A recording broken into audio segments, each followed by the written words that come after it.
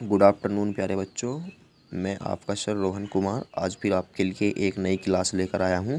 जैसा कि आपको पता है, मैंने लास्ट क्लास में आपको प्रकाशिक केंद्र के बारे में बता दिया था, ठीक है। और उसके बाद हमारी जो हेडिंग होगी मुख्य अक्ष होगी, ठीक है। लेकिन हम सबसे पहले थोड़ा प्रकाशिक केंद्र के बारे में जान लेते हैं एक बार और, ठीक है। जिसकी समझ में नहीं आया हो वो एक बार और देखे। देखो, ये हमारी क्या होती है, मुख्य अक्ष होती है। अब मुख्य अक्ष भी मैं बताऊंगा लेंसों की क्या होती है, ठीक है। तो सबसे पहले हमारी जो प्रकाशिक केंद्र होती है वो क्या होता है कि किसी मुख्य अक्ष पर स्थित वह बिंदु जिससे होकर जाने वाला प्रकाश अपने मार्ग से विचलित नहीं होता। यानी जो हमारी आपतित किरण होती है उसी दिशा में हमारी अपवर्तित किरण भी जाती है, ठीक है। अब इतनी बात क्लियर हो गई। तो वह बिंदु हमारा क्या कहलाता है, प्रकाशिक केंद्र कहलाता है। और इसके बाद में आता है हमारा मुख्य अक्ष। क्या आता है प्यारे बच्चों, मुख्य अक्ष। देखो मुख्य अक्ष क्या होता है। अब हमें पता है कि हमारे पास क्या होते हैं, दो लेंस होते हैं, ठीक है। क्योंकि जो हमारा लेंस होता है दो गोल या पृष्ठों से ही तो मिलकर बना होता है। यानी ये हो गया हमारा लेंस, ठीक है। अब ये एक तो गोल या पृष्ठ ये हो गया हमारा, ठीक है प्यारे बच्चों। एक गोलीय पृष्ठ ये हो गया हमारा। अब हमें पता कि जब ये गोलीय पृष्ठ है तो इसका कुछ केंद्र भी होगा हमारे पास। C1 मान लिया हमने, इसका मान लिया C2, ठीक है प्यारे बच्चों। तो इसका क्या मान लिया हमने, C1, और इसे मान लिया C2। अब जो हमारी मुख्य अक्ष क्या कहलाती है, यानी जो हमारे लेंस होता है, ये लेंस कौन सा है हमारा, ये उत्तल लेंस, ठीक है। अब ये देखो जो हमारा उत्तल लेंस है इसमें जो ये पारदर्शी पृष्ठ लगे हुए होते हैं, ठीक है। ये क्या है, गोलीय तल ही तो है। अब जो हमारा गोलीय तल है, ठीक है, इनका जो केंद्र होगा उन केंद्र को मिलाने वाली रेखा को हम मुख्य अक्ष कहते हैं। यानी कि लेंस के गोलीय तलों के वक्रता केंद्र को मिलाने वाली रेखा को लेंस का मुख्य अक्ष कहते हैं। तो मुख्य अक्ष को समझ में आ गया। यानी कि जो इनके सेंटर ऑफ कर्वेचर होते हैं हमारे, ठीक है, उन दोनों को यदि कोई भी लाइन मिलाती है तो वह लाइन हमारी क्या कहलाती है, मुख्य अक्ष, यानी प्रिंसिपल एक्सिस। तो इसके बाद में हम चलते हैं हम अपने नए टॉपिक पर, ठीक है मेरे बच्चों। तो हमारा टॉपिक क्या है, मुख्य फोकस। अब देखो सबसे पहले मुख्य फोकस के बारे में हम कुछ बातें करते हैं, ठीक है। अब देखो जो किसी भी लेंस है हमारे पास, किसी भी लेंस में हमारे क्या होते हैं, दो मुख्य फोकस होते हैं। तो ये बात लिखेंगे हम सबसे पहले, ठीक है। पता लग गया सभी को प्रत्येक लेंस में कितने मुख्य फोकस होते हैं, दो। तो प्रत्येक लेंस में दो मुख्य फोकस होते हैं, ठीक है प्यारे बच्चों। अब देखो दो मुख्य फोकस होते हैं तो इसका मतलब एक तो होता है हमारा प्रथम, क्योंकि जब दो होते हैं तो हमारा एक तो होता है प्रथम मुख्य फोकस, ठीक है। यानी ये प्राइमरी बोल देते हैं हम इसको, प्रथम मुख्य फोकस। अब देखो जो हमारा प्रथम मुख्य फोकस क्या होता है पहले ही समझो। देखो यदि हमारे पास क्या है, कोई क्या है, लेंस है, ये उत्तल हो गया और ये हो गया हमारा अवतल लेंस, ठीक है प्यारे बच्चों। क्योंकि हमारे पास दो लेंस है, एक तो हमारे पास है उत्तल और एक है हमारे पास अवतल, और ये क्या हो गई इसकी मुख्य अक्ष। अब देखो जो हमारा प्रथम मुख्य फोकस होता है ये क्या होता है, देखो सबसे पहले यानी कि ये होता है हमारा कि हमने मान लिया कि मुख्य अक्ष पर कोई बिंदु स्थित है हमारे पास, ठीक है। और इससे जैसे ही प्रकाश की किरणें आती है, ये प्रकाश की किरणें आती है, ठीक है। चित्र नोट करना है सभी को फेयर में। ये क्या है, प्रकाश की किरणें आती है। तो लेंस है हमारा, कौन सा लेंस है ये, उत्तल लेंस। अब इस उत्तल लेंस से क्या होता है, हमारा प्रकाश का अपवर्तन होता है। और जैसे ही प्रकाश का अपवर्तन होता है तो क्या होता है, ये किरणें मुख्य अक्ष के समांतर मुड़ जाती है। यानी हमेशा मुख्य अक्ष के समांतर मुड़ जाती है। तो समझ में आ गया क्या हो गया हमारा प्रथम मुख्य फोकस। तो क्या होता है कि ये तो हो गई हमारी मुख्य अक्ष, ठीक है। यानी मुख्य अक्ष पर स्थित वह बिंदु जिससे आने वाली प्रकाश की किरणें अपवर्तन के बाद मुख्य अक्ष के समांतर मुड़ जाती है, यह हमारा प्रथम मुख्य फोकस कहलाता है। तो प्यारे बच्चों, प्रथम मुख्य फोकस के बारे में सभी को पता लग गया है। तो इसी प्रकार हमारा ये होता है, कौन सा लेंस होता है, ये होता है हमारा अवतल लेंस। ठीक है प्यारे बच्चों, ठीक है प्यारे बच्चों। तो जो अवतल लेंस होता है इसमें हम मान लिया ये बिंदु हो गया, ठीक है, इस बिंदु से होकर आती है, लेकिन क्या हो जाती है, मुख्य अक्ष के समांतर। इसे हम प्रथम फोकस कहते हैं, यानी कि F1। इसको भी हम क्या बोल देते हैं, F1। तो प्यारे बच्चों, प्रथम फोकस समझ में आ गया सभी के। तो अब हम इसकी डेफिनेशन लिख देते हैं। तो प्रथम फोकस क्या होता है कि मुख्य अक्ष पर स्थित, क्या होता है, मुख्य अक्ष पर स्थित वह बिंदु, ठीक है प्यारे बच्चों, मुख्य अक्ष पर स्थित वह बिंदु जिससे आने वाला प्रकाश, ठीक है,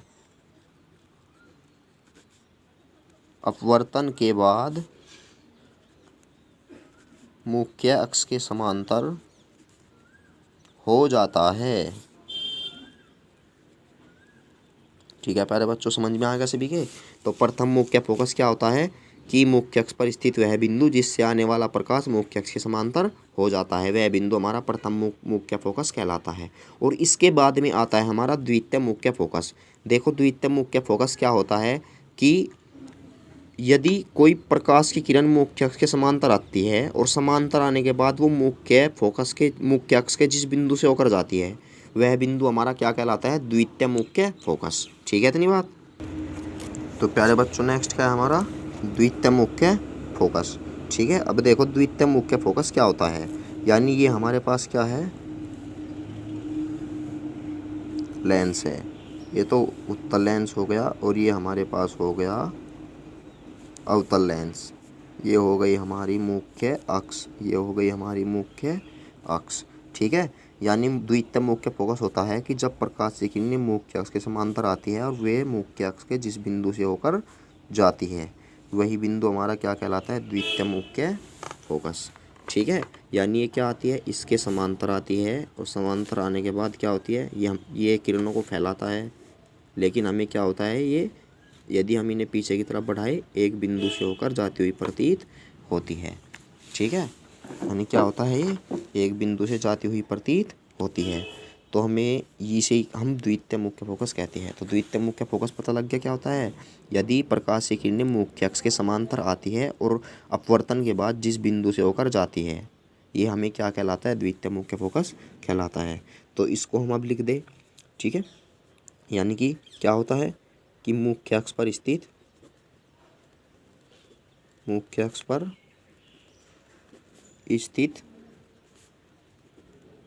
वह बिंदु, ठीक है प्यारे बच्चों, यानी वह बिंदु, ठीक है, जिससे मुख्य अक्ष के समांतर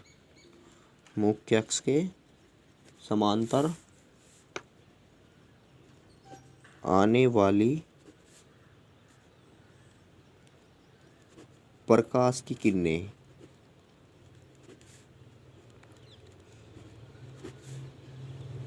अपवर्तन के बाद जाती है। ठीक है, तो ये क्या कहलाता है, हमारा द्वितीय मुख्य फोकस कहलाता है, द्वितीय मुख्य फोकस कहलाता है। तो प्यारे बच्चों, द्वितीय मुख्य फोकस सभी की समझ में आ गया और इसे हम F2 से प्रदर्शित करते हैं। ठीक है, एक बार और देखो क्या होता है द्वितीय मुख्य फोकस, मुख्य अक्ष के समांतर प्रकाश की किरणें आती है और आने के बाद वे अपवर्तन के बाद जिस बिंदु से होकर जाती है, वे हमारा द्वितीय मुख्य फोकस कहलाता है। तो सभी को ये द्वितीय मुख्य फोकस समझ में आ गया। तो यदि समझ में न आया हो, एक बार वीडियो को पीछे करके एक बार और देखें। ठीक है, तो चलते हैं हम अपने नेक्स्ट पॉइंट पर। अब देखो लेंस की फोकस दूरी क्या होती है, यानी कि लेंस की फोकस दूरी होती है, ये हमारा क्या होता है, यहाँ पर प्रकाशीय केंद्र C, यानी प्रकाशीय केंद्र और मुख्य अक्ष के बीच की दूरी को हम फोकस दूरी कहते हैं। तो प्यारे बच्चों, समझ में आ गया क्या है कि प्रकाशीय केंद्र ठीक है, तथा मुख्य फोकस के बीच की दूरी को क्या बोलते हैं हम इसको? फोकस दूरी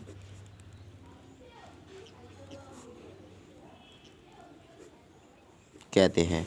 तो प्यारे बच्चों समझ में आ गया, यानी प्रकाशिक केंद्र और मुख्य फोकस के बीच की दूरी को हम क्या कहते हैं? फोकस दूरी कहते हैं। या तो हम प्रथम फोकस, यानी जो प्रथम मुख्य फोकस होता है, ठीक है, यानी प्रथम मुख्य फोकस और प्रकाशिक केंद्र के बीच की दूरी को प्रथम फोकस दूरी, और द्वितीय मुख्य फोकस तथा प्रकाशिक केंद्र के बीच की दूरी को हम क्या कहते हैं? द्वितीय फोकस दूरी कहते हैं।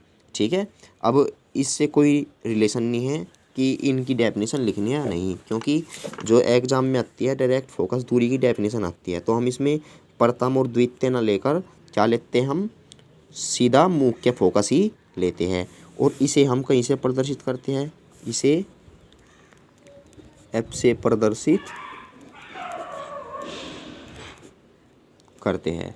ठीक है प्यारे बच्चों, और हमें पता है कि तुम्हें पहले ही बताया था कि जो एफ बराबर होता है वो r/2, यानी कि वक्रता त्रिज्या का हमेशा क्या होता है? ये आधा। ये फॉर्मूला यहाँ भी इसलिए लिखा है क्योंकि याद रहे, क्योंकि जो हमारी क्या होता है? वक्रता केंद्र, यानी कि वक्रता केंद्र और क्या है? प्रकाशिक केंद्र के बीच की दूरी को हम लेंसों के लिए वक्रता त्रिज्या कहते हैं, और ये हमेशा क्या होती है? फोकस दूरी वक्रता त्रिज्या की आधी। तो अब हम अपने नेक्स्ट टॉपिक पर चलते हैं, जो हमारा नेक्स्ट टॉपिक है। ठीक है, तो हमारा नेक्स्ट टॉपिक क्या होगा? वक्रता त्रिज्या। तो प्यारे बच्चों वक्रता त्रिज्या समझते हैं क्या होता है। ठीक है, अब मैंने बताया है कि हमारे पास क्या है? लेंस है। क्या है हमारे पास? लेंस है। ये कोई सा भी लेंस ले लो, हम उत्तल लेंस लेते हैं। ठीक है, और ये हमारा इसका क्या है? सी है, यानी सेंटर ऑफ कर्वेचर। हमें पता है कि कोई सा भी लेंस उसमें कितने सेंटर ऑफ कर्वेचर होते हैं? 2 होते हैं। ठीक है, ये हो गया हमारा क्या? यहाँ पे प्रकाशिक केंद्र। क्या है ये? प्रकाशिक केंद्र। और ये क्या हो गया हमारा? सेंटर ऑफ कर्वेचर, यानी कि वक्रता केंद्र। ठीक है प्यारे बच्चों, अब सबसे पहले देखो, यानी जो हमारा वक्रता केंद्र और प्रकाशिक केंद्र होता है, और इन दोनों की जो बीच की दूरी होती है वही क्या कहलाती है? हमारी वक्रता त्रिज्या। तो समझ में आ गया सभी को क्या होती है? एक तो प्रकाशिक केंद्र, ठीक है प्यारे बच्चों, तथा वक्रता केंद्र के बीच की दूरी को वक्रता त्रिज्या कहते हैं। क्या कहते हैं हम? वक्रता त्रिज्या कहते हैं। तो प्यारे बच्चों समझ में आएगा सभी के वक्रता त्रिज्या बारे में। ठीक है, और इसे हम किससे प्रदर्शित करते हैं? कैपिटल R से प्रदर्शित करते हैं। बच्चों आज वॉइस में थोड़ी प्रॉब्लम हो रही है, क्योंकि आज थोड़ा फीवर हो रहा है मुझे। ठीक है, तो यदि वॉइस में थोड़ी बहुत प्रॉब्लम हो और किसी को इसका जो वर्क है वो चाहिए, जो ये पिक है, तो वो मुझे ठीक है कांटेक्ट करें, मैं आपको वो पिक प्रोवाइड करा दूंगा। तो चलते हम अब अपने नेक्स्ट टॉपिक पर। ठीक है प्यारे बच्चों, तो इसके बाद में हमारा जो नया टॉपिक है वो क्या है? लेंसों द्वारा प्रतिबिंब बनने के नियम। क्या है? लेंसों द्वारा प्रतिबिंब बनने के नियम। क्योंकि मैंने तुम्हें जब दर्पण का कराया था, ठीक है, यदि हम दर्पण का कर लेते हैं प्रतिबिंब बनने के नियम, तो हमारे जितने भी प्रतिबिंब थे वो सारे बन गए थे। तो उसी प्रकार जो हमारे लेंसों के प्रतिबिंब बनने के नियम हैं, ठीक है, लेंसों के प्रतिबिंब बनने के नियम है लेंसों द्वारा, तो ठीक है वे भी बिल्कुल सेम ही हैं।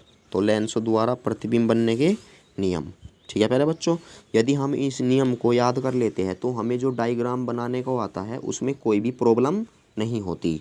तो अब हम सबसे पहले इसके नियम लिखते हैं कि इसके नियम क्या क्या होते हैं।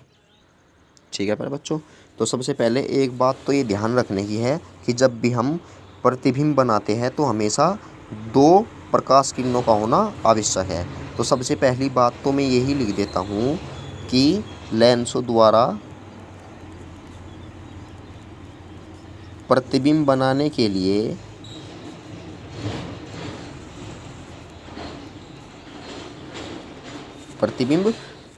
के लिए दो प्रकाश किरणों का होना जरूरी है। ठीक है, दो प्रकाश किरणों का होना क्या है, आवश्यक है। ठीक है प्यारे बच्चों, दो किरणों, क्योंकि मैंने बताया भी था आपको कि यदि दो किरणें आपस में काटती है तो वहीं पर क्या हो जाता है, उसका प्रतिबिंब बन जाता है। तो उसी के आधार पर करते हैं हम इसे भी। ठीक है, और नंबर 2 जो हमारा क्या होगा, इसका नियम होता है वो देखो अब। तो प्यारे बच्चों, जो पहला नियम है हमारा वो क्या है, ये देखो। सबसे पहले ये हो गया हमारा उत्तल लेंस और ये हो गया हमारा अवतल लेंस। ये हो गई हमारी मुख्य अक्ष, ये हो गई हमारी मुख्य अक्ष। तो प्यारे बच्चों, जो हमारा इसका सेकंड नियम है, सेकंड नियम कहता है कि जितनी भी प्रकाशीय किरणें मुख्य अक्ष के समांतर आती है, ठीक है, क्या है कि मुख्य अक्ष के समांतर आने वाली प्रकाशीय किरणें हमेशा क्या है, फोकस से होकर जाती है। तो सभी को समझ में आ गया इतनी बात, पहला नियम। ठीक है, लेकिन जो हमारा उत्तल लेंस में तो हमें यानी वास्तव में ही दिखाई देती है, लेकिन जो हमारा अवतल लेंस होता है, अवतल लेंस क्या काम है इसका, किरणों को फैलाना। इसका काम है किरणों को फैलाना, लेकिन हमें इसमें क्या है, मिलती हुई प्रतीत होती है।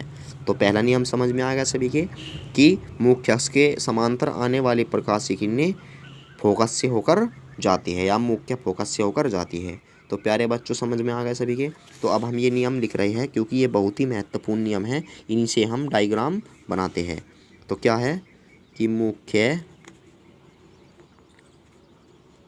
अक्ष के समांतर, ठीक है प्यारे बच्चों, मुख्य अक्ष के समांतर आने वाली प्रकाश की किरणें किससे होकर जाती है प्यारे बच्चों, मुख्य फोकस से होकर जाती है। ठीक है प्यारे बच्चों, मुख्य फोकस से होकर जाती है।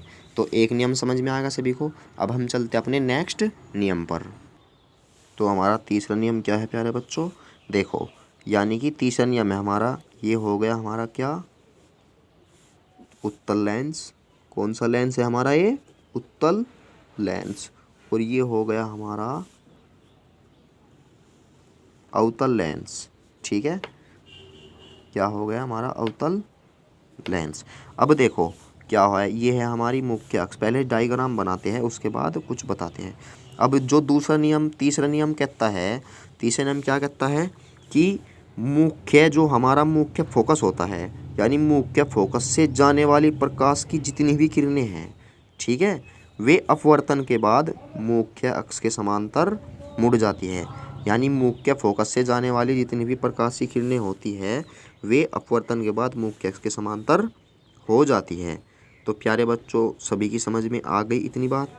यानी कि हमने मान लिया ये किरण है हमारे पास, ये क्या है, मुख्य फोकस के समांतर, यहाँ पे क्या है हमारा, मुख्य फोकस है ये। ठीक है, क्या है, मुख्य फोकस। जितनी भी मुख्य फोकस से होकर आती है और क्या होता है, मुख्य अक्ष के समांतर मुड़ जाती है।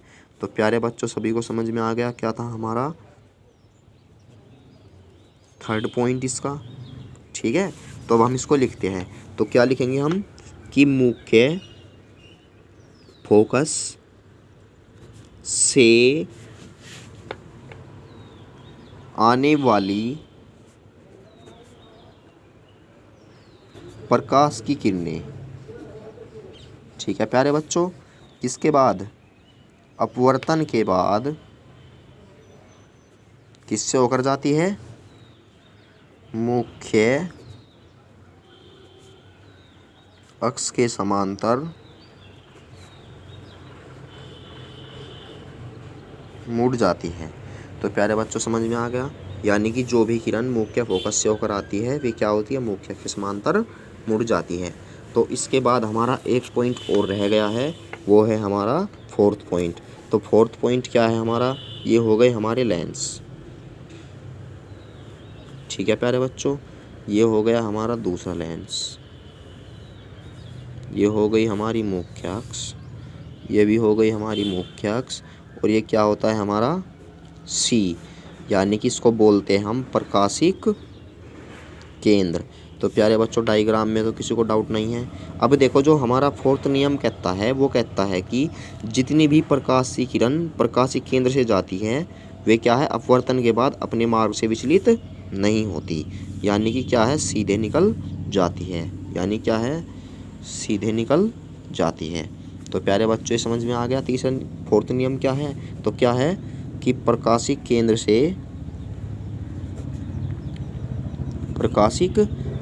से जाने वाली प्रकाश की किरणें, ठीक है प्यारे बच्चों, क्या है, अपवर्तन के बाद अपने मार्ग से विचलित नहीं होती। तो समझ में आ गया है सभी के, अपवर्तन के बाद अपने मार्ग से विचलित नहीं होती।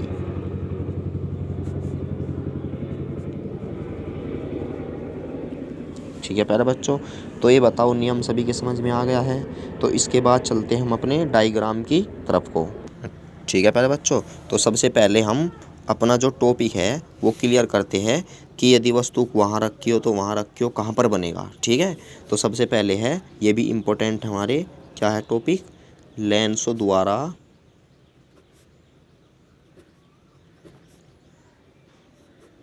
प्रतिबिंब का बनना। ठीक है प्यारे बच्चों, तो अब हमें पता है कि लेंस हमारे पास दो होते हैं, एक तो होता है कौन सा, उत्तल लेंस, और एक होता है अवतल लेंस। अब हम इनके द्वारा अलग अलग जो जहाँ पर भी प्रतिबिंब बनते हैं वो डायग्राम बनाते हैं। ठीक है, लेकिन सबसे पहले मैं एक टेबल बनाऊंगा, क्योंकि मैंने जब दर्पण बनाए थे तो दर्पण में भी एक टेबल बनाई थी जिससे हमें बहुत हेल्प मिली थी, और इसी में भी हम एक टेबल बनाएंगे जिससे हमें बहुत हेल्प मिलेगी। ठीक है, और इसके बाद हमें जो डायग्राम है वे बनाने हैं, तो सभी को ये याद करने हैं जो टेबल बनाई जाएगी अब। ठीक है, तो चलते हैं अपनी, सबसे पहले हम जो हमारा कौन सा लेंस है, उत्तल लेंस है, तो इसके द्वारा बने प्रतिबिंब याद करते हैं। ठीक है, तो उत्तल लेंस द्वारा प्रतिबिंब का बनना, क्या है, उत्तल लेंस द्वारा प्रतिबिंब का बनना। तो प्यारे बच्चों सबसे पहले उत्तल लेंस द्वारा प्रतिबिंब के बनने के जो हमारी टेबल है वो बनाते हैं। तो प्यारे बच्चों अब ये देखो कि लेंसों के द्वारा जो प्रतिबिंब बनता है उत्तल लेंस द्वारा। ठीक है, मैंने टेबल बना दी है। अब सबसे पहले देखो ये हमारा क्या है, एक उत्तल लेंस है। ठीक है, उत्तल लेंस के इस तरफ क्या होता है हमारा LHS। ठीक है, और इस तरफ होता है हमारा RHS। यानी सबसे पहले हम लेफ्ट हैंड साइड की तरफ को देखते हैं, यानी जो हमेशा वस्तु होती है वो हमेशा LHS में ही रखी जाती है। ठीक है, लेकिन प्रतिबिंब RHS में या LHS में कहीं पर भी बन सकता है। तो सबसे पहले देखो, यदि वस्तु, ठीक है, सभी को दिख रहा होगा, अब ये यहाँ से पिक ले सकते हैं सभी, मैंने स्थिर कर दी है। अब देखो सबसे पहले देखो यहाँ से कि जो हमारा क्या है, यदि वस्तु कहाँ पे रखी हो, पहले देखो जो मैंने ये टेबल बनाई है, सबसे पहले हम वस्तु की स्थिति का मतलब है कि जो वस्तु है हमारी वो कहाँ पर रखी है, और प्रतिबिंब की स्थिति का मतलब है कि प्रतिबिंब कहाँ पर जाकर बनता है, और प्रकृति का मतलब है कि ये उल्टा बनता है, आभासी या सीधा। तो प्यारे बच्चों सबसे पहले हम बात करते हैं कि जब वस्तु अनंत और 2f के बीच में रखी हो, कहाँ पर, जब वस्तु अनंत और 2f के बीच में रखी हो। ठीक है, तो कहाँ पर प्रतिबिंब कहाँ पर बनेगा, f व 2f के बीच दूसरी ओर। यानी देखो यदि वस्तु अनंत और 2f के बीच में रखी है तो हमें हमेशा जो प्रतिबिंब है बनेगा f और 2f के बीच में, यानी लेंस के दूसरी ओर, यानी जहाँ पर वस्तु रखी है उस साइड में नहीं, यानी दूसरी साइड में। ठीक है, तो समझ में आ गया। और जो प्रतिबिंब की प्रकृति होगी वो कैसी होगी, हमेशा वास्तविक, उल्टी, छोटी। और यदि देखो इसका उल्टा कर दिया जाए, अब वस्तु कहाँ पे रखी थी, अनंत और 2f के बीच में, प्रतिबिंब बना F और 2F के बीच में। ठीक है, यदि हम वस्तु को F और 2F के बीच में रख देते हैं, कहाँ पर, यदि हम जो वस्तु है हमारी इसे हम F और 2F के बीच में रख देते हैं, यानी F और 2F के बीच में रख देते हैं, तो प्रतिबिंब कहाँ पर बनता है टेबल के अनुसार, अनंत और 2F के बीच में, लेकिन लेंस के दूसरी ओर। अब चित्र में देखो यहाँ से, यदि हम वस्तु को कहाँ पर 2F और F के बीच में रख देते हैं तो प्रतिबिंब बनता है हमेशा वस्तु से दूसरी ओर, यानी लेंस के दूसरी साइड में 2F और अनंत के बीच में। अब ये बताओ, ये था हमारा वास्तविक उल्टा छोटा, लेकिन ये क्या है, इसका विपरीत हो जाता है। क्या, वास्तविक उल्टा, लेकिन छोटे के स्थान पर क्या लिख देते हैं, बड़ा, क्योंकि हमेशा यहाँ पर बड़ा प्रतिबिंब बनता है। अब आते हैं हम अपने नेक्स्ट टॉपिक पर। अब देखो, यदि वस्तु F पर रखी हो, कहाँ पर, यदि वस्तु इस फोकस पर रखी हो F पर, तो प्रतिबिंब कहाँ पर बनता है, देखो कहाँ पर बनता है, अनंत पर दूसरी ओर। ठीक है, और कैसा बनता है, वास्तविक उल्टा बहुत बड़ा। देखो, जब भी जो हमारा प्रतिबिंब है वो अनंत पर बनता है, ठीक है, तो हमेशा कैसा बनेगा, वस्तु से बहुत बड़ा, क्योंकि अनंत पर क्या है, हम सिर्फ कल्पना करते हैं कि उसका प्रतिबिंब वहाँ पर जाकर बन गया। ठीक है, क्योंकि हमें जो समांतर किरणें होती है वे एक दूसरे को कभी नहीं काटती। इस बारे में हम जब इसका डायग्राम आएगा अच्छी तरह एक्सप्लेन करेंगे। ठीक है प्यारे बच्चों, अब देखो यहाँ से, जब वस्तु कहाँ पर रखी हो, डायग्राम में देखो एक बार, F पर रखी हो तो प्रतिबिंब बनेगा अनंत पर। कैसा बनेगा, वस्तु से बहुत बड़ा और वास्तविक और उल्टा। ठीक है, क्योंकि जितने भी प्रतिबिंब होते हैं वास्तविक वे सारे के सारे उल्टे होते हैं। अब इसका विपरीत कर दो, यदि वस्तु कहाँ पर रखी हो, अनंत पर रखी हो, तो प्रतिबिंब बनेगा लेंस से दूसरी ओर, जो हमारा मुख्य फोकस है F पर। ठीक है, इसका उल्टा ही करना है सेम। और कैसा बनेगा, यहाँ पर तो बड़ा बन रहा था, लेकिन यहाँ पर क्या बनेगा, छोटा बनेगा। सेम एज, देखो, यदि वस्तु अनंत पर रखी हो तो क्या बनेगा, F पर लेंस के दूसरी ओर, यानी ये जो F है हमारा लेंस के दूसरी ओर है, इसका द्वितीय मुख्य फोकस, तो F पर दूसरी ओर। और कैसा बनता है, वास्तविक उल्टा और बहुत छोटा, क्योंकि हम अनंत पर, जब अनंत पर बना था वो तो बहुत बड़ा, लेकिन जो F पर बनता है वो क्या बनता है, छोटा बनता है। ठीक है प्यारे बच्चों, अब इसके बाद में जो हमारा टॉपिक है क्या है, 2F पर। अब देखो, पहले वैसे ही बता देता हूँ, जब वस्तु 2F पर रखी हो तो प्रतिबिंब कहाँ पर बनता है, 2F पर ही बनेगा दूसरी ओर। जैसे कि दर्पणों में यदि वस्तु C पर रखी थी, वक्रता केंद्र पर, ठीक है, तो उसका प्रतिबिंब भी कहाँ पर बनता था, वक्रता केंद्र पर ही तो बनता था। और किसके बराबर बनता था, वस्तु के बराबर बनता था। सेम एज, ठीक है, तो बिल्कुल सेम एज ये वाली प्रॉपर्टी भी उत्तल लेंस की है। ठीक है, जैसे कि यदि वस्तु 2F पर रखी हो तो इसका जो प्रतिबिंब है कहाँ पर बनेगा, जो हमारा लेंस है उसके दूसरी ओर बनेगा, 2F पर। ठीक है, और प्रकृति कैसी होगी इसकी, वास्तविक, उल्टी और छोटी। तो प्यारे बच्चों, जो भी ये मैं टेबल करा रहा हूँ तुम्हें इसे याद करनी है। ठीक है, लो इसका स्क्रीनशॉट ले सकते हैं सभी प्यारे बच्चे। मैंने कम्प्लीटली स्क्रीन में ला दी है इसकी पिक। ठीक है, तो प्यारे बच्चों अब चलते हैं हम अपने नए टॉपिक पर। देखो, सबसे पहले चलो डायग्राम में एक बार और डायग्राम में आते हैं। देखो, यदि वस्तु 2F पर रखी हो तो जो हमारा प्रतिबिंब है लेंस के दूसरी ओर 2F पर ही बनता है। ठीक है प्यारे बच्चों, अब कैसा बनेगा, हमेशा जिस साइज की वस्तु होती है प्रतिबिंब भी उसी साइज का बनता है, लेकिन क्या बनता है, उल्टा बनता है, यानी मुख्य अक्ष के नीचे की ओर। ठीक है, अब देखो यहाँ से, अब हमारा जो नेक्स्ट टॉपिक है क्या है, जब वस्तु F, यानी F का मतलब क्या है, F का मतलब है प्यारे बच्चों, देखो पहले डायग्राम में देखो, जब वस्तु F और C के बीच में रखी हो, यानी मुख्य फोकस तथा वक्रता केंद्र के बीच में रखी हो, तो इसका जो प्रतिबिंब बनता है वो हमेशा इसी साइड में बनता है। और वो भी कैसा बनता है, आभासी बनेगा। ठीक है, और क्या है, वस्तु से थोड़ा बड़ा। ठीक है प्यारे बच्चों, तो अब हम चलते हैं हम अपने डायग्राम की तरफ को। देखो, डायग्राम तो बाद में बनाते हैं, पहले देखो, यदि वस्तु F व प्रकाशिक केंद्र के बीच में रखी हो तो प्रतिबिंब हमेशा बनता है F और 2F के बीच में, यानी वस्तु से बड़ा। अब जब वस्तु की साइड में बनता है और कैसा बनेगा, आभासी प्रतिबिंब हमेशा सीधे होते हैं। ठीक है, यानी जो हमारी मुख्य अक्ष होती है, मुख्य, ठीक है, इसके क्या बनेगा, ऊपर की ओर बनेगा। कैसा बनेगा, आभासी, सीधा, बड़ा। तो एक बार और देख लो बच्चों। ठीक है, और जिसकी समझ में ना आया वो एक बार वीडियो को पीछे करके देख सकता है कि क्या प्रॉब्लम है। यदि फिर भी कोई प्रॉब्लम हो तो मुझसे पूछ सकता है कि सर ये प्रॉब्लम है मुझे, तो उसकी प्रॉब्लम दूर कर दी जाएगी। ठीक है, तो मिलते हैं हम अपनी नेक्स्ट वीडियो में। तो प्यारे बच्चों, इसको जो डायग्राम बनाए हैं सभी फेयर में करने हैं और अच्छी तरह। ठीक है, और अपनी केयर भी रखनी है साथ साथ। तो मिलते हैं हम अब नेक्स्ट वीडियो में। Thanks for watching my video.